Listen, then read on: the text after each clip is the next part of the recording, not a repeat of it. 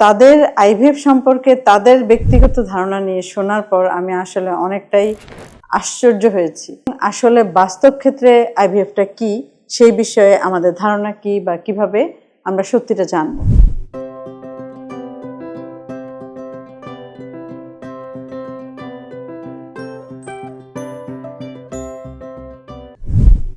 আজকে কথা বলবো একটা খুব প্র্যাকটিক্যাল ইস্যু নিয়ে। আইভিএফ এর ক্ষেত্রে ধর্মীয় এবং সামাজিক বাধা এই বিষয়ে আমাদের ভাবনা কি।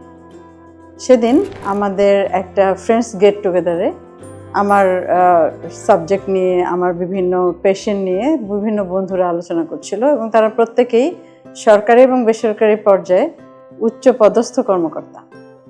তো তাদের আইভিএফ সম্পর্কে তাদের ব্যক্তিগত ধারণা নিয়ে শোনার পর আমি আসলে অনেকটাই আশ্চর্য হয়েছি এবং সেখান থেকে আগে থেকেও ভাবতাম যে আসলে এই বিষয়ে নেতিবাচক অনেক ধারণা আমাদের সমাজে এবং ধর্মীয় দিক থেকে আছে, কিন্তু এই আলোচনার পর আমি নতুন করে একটু ভাবলাম যে এই বিষয়ে একটু কথা বলা প্রয়োজন।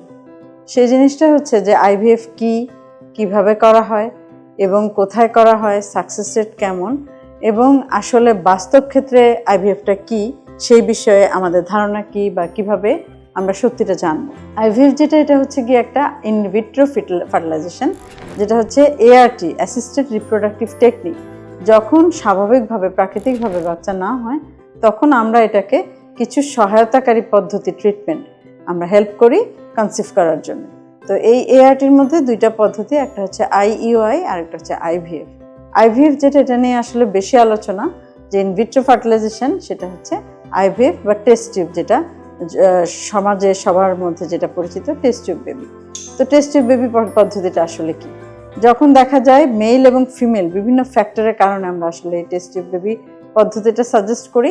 মেলের ক্ষেত্রে দেখা যায় যে তাদের স্পার্ম প্যারামিটারে বিভিন্ন সমস্যা, স্পার্মের কাউন্ট কম থাকতে পারে, স্পার্মের মর্টিলিটি কম থাকতে পারে, স্ট্রাকচারাল ডিফেক্ট থাকতে পারে ইত্যাদি কারণে, যখন মেল ফ্যাক্টরের এগুলি কারণ।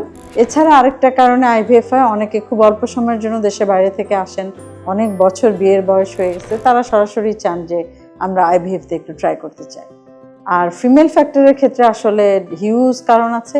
এর মধ্যে যখন দেখা যায় সবচেয়ে কম পলিসিস্টিক ওভারিয়ান সিনড্রোম, যেটাতে আসলে এমনিতেই আমাদের স্বাভাবিকভাবেই কনসিভ করে যায়, কিন্তু যখন সব পদ্ধতিগুলো ফেল করে তখন আমরা আইভিএফ সাজেস্ট করি। নাম্বার 2, এন্ডোমেট্রিওসিসের ক্ষেত্রে এআরটিটা সবচেয়ে বেশি একটু তাড়াতাড়ি সাজেস্ট করা হয়। এছাড়া তৃতীয়ত যে কোনো কারণে যদি কারো টিউব না থাকে, টিউবাল ব্লক থাকে, তখন আমরা আইভিএফ সাজেস্ট করি।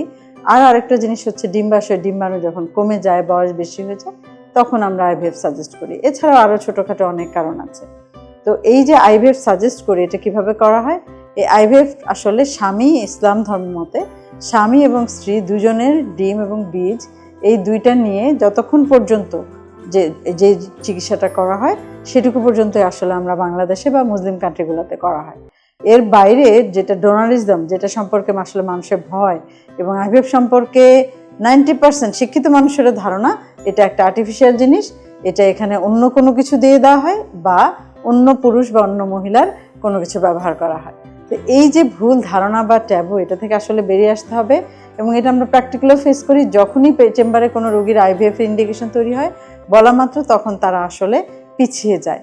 তখন তারা সামাজিকভাবে ভাবে যে এই জিনিসটা জানাজানি হলে এটা খারাপ হবে, এই জিনিসটা আমাদের বাচ্চা হবে না, এই ধরনের জিনিসপত্র তারা বলে। এবং আমার নিজের পার্সোনাল এক্সপিরিয়েন্স, আমার ফার্স্ট আইভিএফ বেবি যেটা, আমি খুবই এক্সাইটেড ছিলাম, কয়েক বছর আগের ঘটনা, যখন কনসিভ করলো, কিন্তু 2 মাস পর থেকে তারা আর আমার সাথে যোগাযোগ করলো না। এরা আমার গ্রামের বাড়ির দিকের আত্মীয়, যোগাযোগ করলো না। এবং তারপরে বাচ্চা হওয়ার খবরও আমি অন্যভাবে পেলাম, এবং 6 মাস পরে তারা বাচ্চা নিয়ে আমার সাথে আলাদাভাবে দেখা করলো এবং তখন বলল যে আসলে তারা চায়নি যে আইভিএফ পদ্ধতির মাধ্যমে যে বাচ্চাটা হয়েছে এটা তাদের ফ্যামিলি বা পরিবার বা আত্মীয় স্বজন বা সমাজে এটা মানুষ জানে। কিন্তু সম্পূর্ণভাবে ওই মেয়েটার বয়স কম, কিন্তু তার ডিমের সংখ্যা কম ছিল বলে আইভিএফ করা হয়েছিল, এবং অল্প বয়সে আইভিএফের সাকসেস রেট অনেক ভালো, কিন্তু তারা এইভাবে জিনিসটা এড়িয়ে গেছে। তো এই যে সামাজিক সচেতনতা, এটা তৈরি করার জন্য আসলে আজকে আমার এই বক্তব্যটা, যে আইভিএফ জিনিসটা ইসলাম ধর্ম মতে আমরা যখন সাজেস্ট করি, অবশ্যই স্বামী এবং স্ত্রীর দুইজনের ডিম্বাণু এবং বীর্য দিয়ে যেই লেভেল পর্যন্ত করা যায় ওইটুকুই আমরা করি অ্যাজ এ হোল। তাহলে কি হয়, সাকসেস রেটটা ডোনারিজমের চেয়ে অবশ্যই কম হয়। আমাদের পার্শ্ববর্তী দেশ বা অন্যান্য নন মুসলিম কান্ট্রিতে যেখানে তারা ডোনারিজম অ্যালাউ করে ডোনার ওভাম অথবা ডোনার স্পাম দিয়ে, সেই জিনিসটা আমরা অ্যালাউ করি না বিধায় আমাদের আসলে তাদের সাথে সমকক্ষ সাকসেস রেট কখনোই আমরা দিতে পারবো না। কাজেই আমাদের এখানে সাকসেস রেট কম। বিভিন্ন ফেসবুক পেজে, সোশ্যাল মিডিয়াতে সব জায়গায় আইভিএফ এর প্রশ্ন উঠলেই তখন দেখি যে বেশ কিছু মানুষজন, ডাক্তার, নন প্রফেশনাল, তারা সহজেই একটা কমেন্ট করে ফেলে যে এইখানে বাংলাদেশে আইভিএফ করলে হবে না। আমাদের আইভিএফ করে যেগুলো সম্ভব স্বামী স্ত্রীর ডিম এবং বীজ দিয়ে আমাদের অনেক সফলতা আসছে। আমাদের বর্তমানে বাংলাদেশে 25টা ফার্টিলিটি সেন্টার আছে এবং 50 থেকে 60 জন ফার্টিলিটি স্পেশালিস্ট কাজ করছে। আমাদের সিনিয়র অনেক স্যার ম্যাডামরা আছেন যারা অনেক বছর ধরে কষ্ট করে এই রাস্তাটা তৈরি করেছেন। এখন আমরা কাজ করছি এবং আমরা আশাবাদী আমাদের দেশে আমাদের রোগীদেরকে নিয়ে আমরা উন্নত মানের চিকিৎসা দিয়ে এই অ্যাডভান্স ট্রিটমেন্টটা এস্টাবলিশ করব এবং সবাই সুন্দরভাবে তাদের ট্রিটমেন্টের সফলতা পাবে। ধন্যবাদ সবাইকে।